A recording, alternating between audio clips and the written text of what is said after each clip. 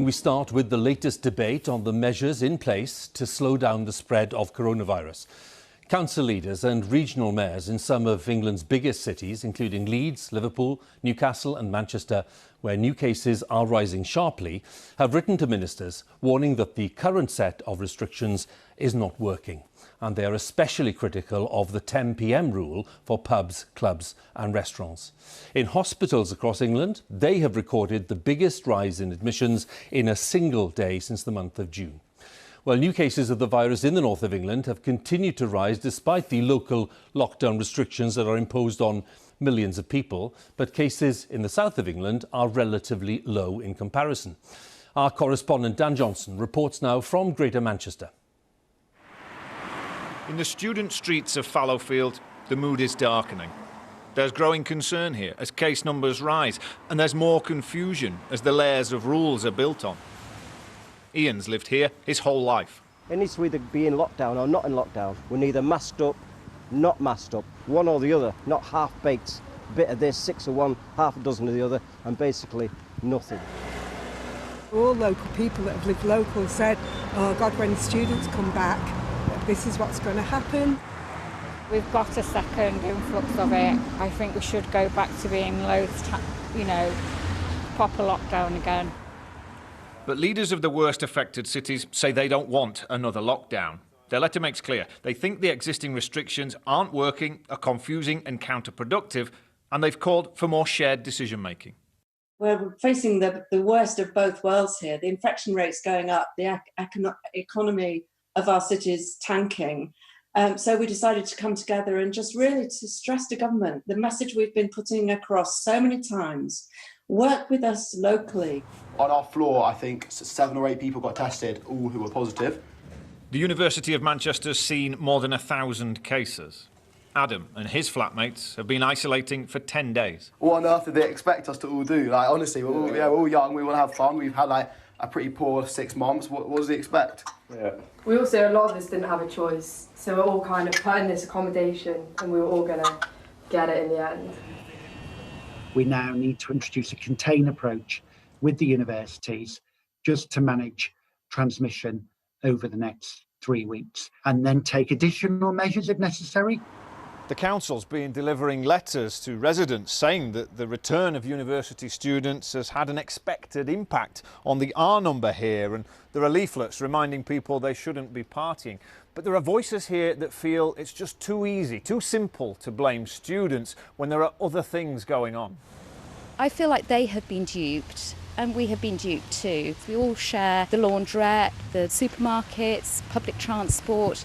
Inevitably it will hit communities like ours, and we do have a higher number of vulnerable people, both socially deprived and people from the BAME community and elderly people as well. It's soul destroying for us to see people leave here at 10 o'clock, go to the local shop, buy a load of booze and then go to a house party. Ben's built his bar business here based on student trade. We're down 60% on our revenue, and for me the government either needs to shut us completely and give us full support, or they need to let us trade. If it carries on the way it is, we're not going to survive. The government says it's working hand in hand with local leaders, ramping up test and trace and supporting those in isolation. It's important to say, not everywhere with students has problems, and not everywhere with problems has students. But here, the universities have announced they're moving most courses online to try to suppress the virus, and other big cities are braced for their own case numbers to rise. Dan Johnson, BBC News, Manchester. And as we've been reporting, the rate of coronavirus infections in the UK has almost doubled in a week. Our medical editor Fergus Walsh has been considering the various factors which could be driving the new increase. There is a north-south divide with COVID. Cases and hospital admissions have been rising sharply in cities in the north of England, where much of the population faces extra restrictions, while they're substantially lower in the south. If we look at 3 hotspots for COVID in the north of England, Manchester had 529 cases per 100,000 population, Liverpool 487 and Newcastle 435. Now contrast that with 3 cities in the south. Bristol had 46 cases per 100,000 population, Norwich 32 and London 60. What about those who are getting COVID? In the northwest of England, as in other areas, the highest rates are among people in their 20s. You can see how sharply it's risen in recent weeks. In more vulnerable age groups, people in their 60s, it's risen there too, as it has among people in their 70s and among the 80 plus. By contrast, in the south of England, COVID cases haven't yet started to rise much in older age groups, except in London. All that is reflected in daily hospital admissions. On the 3rd of October, there were 130 COVID patients admitted to hospitals in the northwest, 117 in the northeast and Yorkshire, but only 10 in the southwest, 19 in the east of England, and 38 in London. Every day, 1.5 million people use this COVID symptoms app from King's College London. It's shown there are consistently 5 times as many cases in the north of England compared to the south. And there are several possible explanations for this.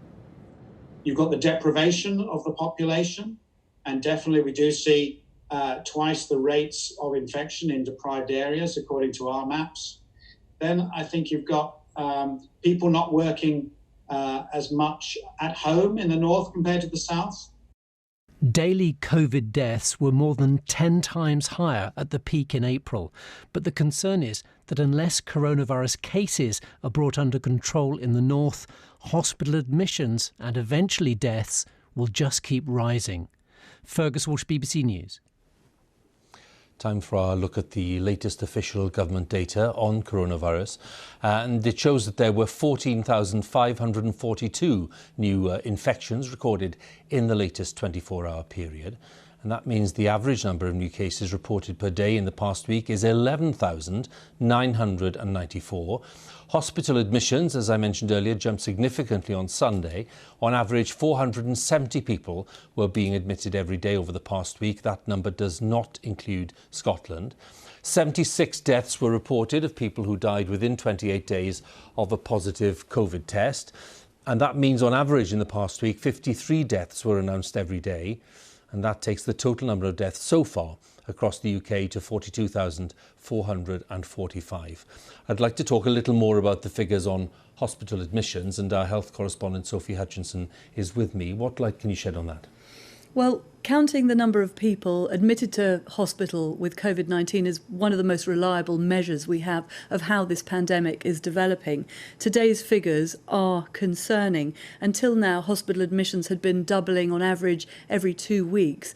But if you look at today, the latest figures that we have, they show a sharp jump, a doubling in just about a week. The figures from last Sunday, as you were saying, 478 people admitted with COVID-19 compared to 241 the week before. It's also worth noting that Wales has seen a sharp rise as well. So far, neither of these rises in England or in Wales has translated into a sharp rise in deaths. But we do know there's usually a lag of about 2 weeks before death rates are impacted. Where are these hospital admissions? Well, they're in areas where we've seen the infection surge in the northeast, the northwest and in Yorkshire. And now infections seem to be taking off in Nottingham as well. The rate has increased from 71 per 100,000 people to 440 per 100,000 people in just a few weeks. And health officials there are expecting more restrictions. Sophie, many thanks again for the update. Sophie Hutchinson, therefore.